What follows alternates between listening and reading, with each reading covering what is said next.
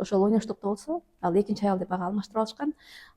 Экинчи аял алууга даяр эмес. Даяр эмес. Экинчи аялын. Даяр эмес. Мындай карасаң, ыйманы толук болбой туруп, же болбосо аялдары дагы илим алдырууга, же болбосо Кудайды таанытууга барбай туруп, анан аял алып атышат.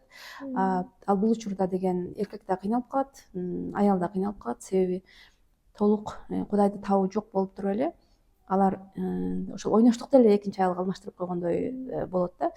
Бул жерде аланын ыраазылыгы үчүн же болбосо Кудайды таанып андан кийинки этапта болсо, анда аялга дагы эркекке да жеңил болмок. Бизде ошол тараптан дагы көп мындай бир жаңылуу деп ойлойм. Көпчүлүк аялдар күйөөсүз же болбосо экинчи аял алгандан кийин жылдап жашап кеткендер өтө аз. Кандайдыр бир аз эле учурдун ичинде эркектер да аялдар дагы оорукчан болуп, анан кайра эле ажырашууга мажбур болуп атышат дагы. Көп